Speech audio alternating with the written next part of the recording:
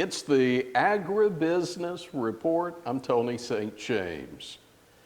We're in Washington, D.C., on Capitol Hill, and ran into the great doctor from Kansas. So good to see you.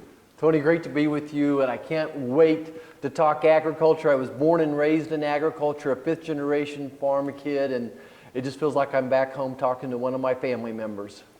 Well, and the reason I'm so excited about this is because you won an election and you're back here for 6 more years, right? Well, actually, so I got 4 more years left. So we won 2 years ago. Pat Roberts retired, and I got some big boots to fill here. Now, you think about a farm bill. How can you think of a farm bill without thinking of Pat Roberts? He helped write 5 of them.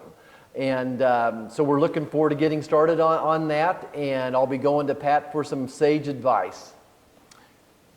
Let's talk about the Farm Bill now for a moment. And as we do, you've just wrapped up the first Farm Bill hearing, right, and that one was focused on rural development. How big is rural development when we start talking about the Farm Bill? Well, certainly it's a large percentage of it, and I talk about just how important agriculture is to the state of Kansas and why we need this rural development. Look, Kansas City, 20% of their economy is driven by agriculture. A large of Wichita, those are our 2 biggest cities. So we need, it's just more expensive to get that last line of whatever it is. For my mom, when she was growing up on a dead-end road, it was getting electricity and water to them, which she got in 8th grade, but now it's getting that high-speed internet out there. You think about what does it take to have a rural community survive? And look, they need a hospital, they need a grocery store, they need a community bank, they need a pharmacy, some of those types of things, but they need the infrastructure to use modern day precision agriculture. In Kansas, most people don't get this up here. We've been doing precision agriculture for at least 20 years. And not only does it allow us to use less inputs, but it decreases our environmental impact as well. So we need that high-speed internet, and that's why I'm glad we started off our first hearing on the Farm Bill was on rural development, but specifically, how can we make high-speed internet more accessible to our farmers and ranchers? I'm glad you brought that up. There's been a lot of money put into this, and sometimes money can do a lot of good things, but have you found that we've had a good plan for how that money's being utilized? I'm not at all satisfied, Tony. Was on the House side for 4 years, participated in the last Farm Bill, allocated billions of dollars to high-speed internet. But I feel like Kansas got very little of that. And there was duplications of services. I'm still not convinced the map is right. So it was great to have the White House here and talking with the Undersecretary about how can we implement this program more successfully. Why are we missing this middle mile? Why are we missing this last mile still? So we have a lot of improvement to do. You're right, it's not just throwing money at things. We need a very simple plan that we can execute perfectly.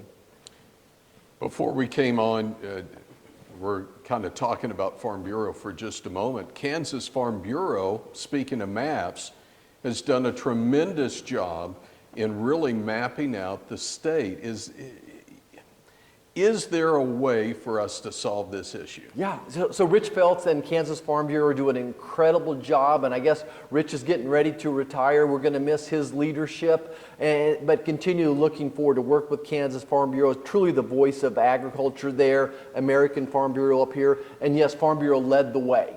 But I describe high-speed internet much like roads and bridges. You never get them completed. That's always a cycling, and once you get them done, you've got to, rebuild the bridge, repave the road, those types of things as well. And I think that's where we are with the internet. The technology is improving so quickly, and our need for technology, the amount of data we have to download for precision agriculture is just unbelievable. So we appreciate Kansas Farm Bureau's help, but we have to re-up those maps, and I still need to go back and put the pieces together. Why are we duplicating some services? Why didn't we get the middle mile put in? Why aren't we getting that last mile put in? At the same time, you say it's a lot like a road that you end up with a pothole. You didn't expect it, but it happened.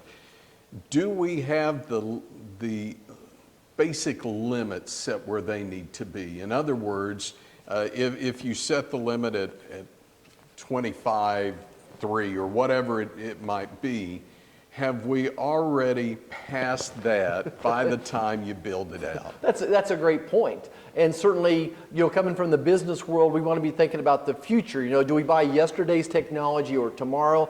But we need people that are experts in the industry. My job up here as a senator is to say, this is a priority. Build these roads for the best and safest we can. The same way with the high-speed internet is I need some experts to come in and say, this is what the future needs. Let's don't throw good money after bad money.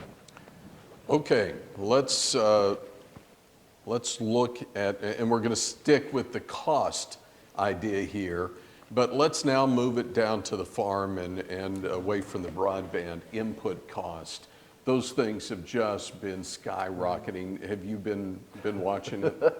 Well, I've been experiencing it. So, our farms are still in operation, still involved and invested in agriculture myself. So certainly the number one concern of the Kansas farmer today is input cost, and that would be fertilizer and diesel. So let's think about why those have went up. Diesel prices, I think, unfortunately, this administration has declared war on American energy. It's caused a decreased supply, and therefore the diesel prices have gone up actually, triple from what they were just 2 years ago. So diesel prices are sky high. Fertilizer would be the next one that I would talk about. Why are fertilizer prices so high as well?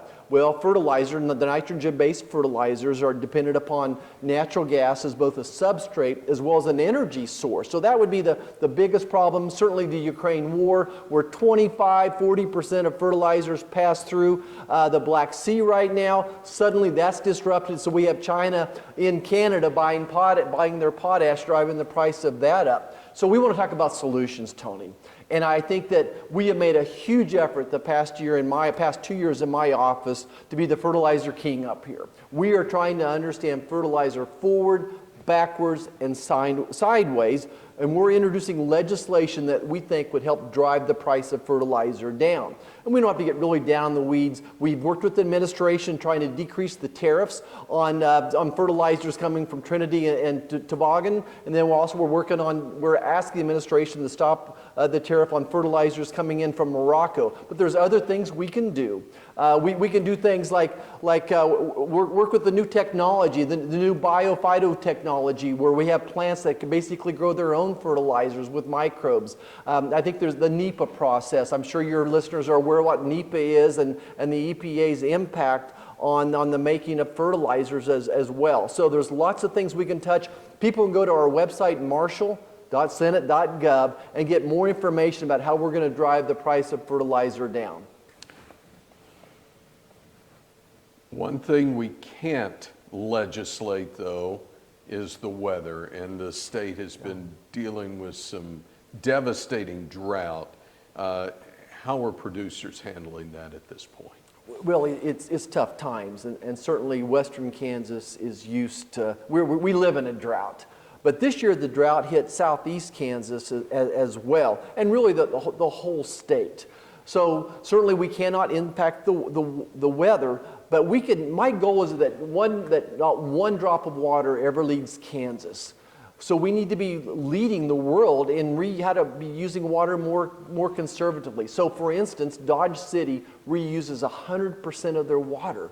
Why aren't big urban centers reusing 100% of their water? I've been 3 visits to Israel. They've been doing this for decades now. So they can recycle all that water and use it for irrigation.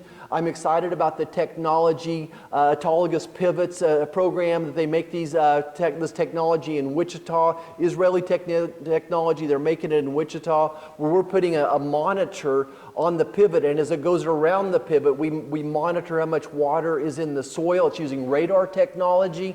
So we have to become the experts at water conservation. I remember I was on one of my first pheasant hunting trips with my uncle when we were driving out to western Kansas to hunt pheasants, and he looked at me, he said, "Roger, someday water is going to be more valuable than gas." And that was 40 years ago, and I kind of laughed. Gas was $1 a gallon, water was pretty much unlimited, but I think we're at that point right now. Our agriculture folks are doing an incredible job with conservation, but there's more out there. It's so good to see you. Thanks for your time, your work.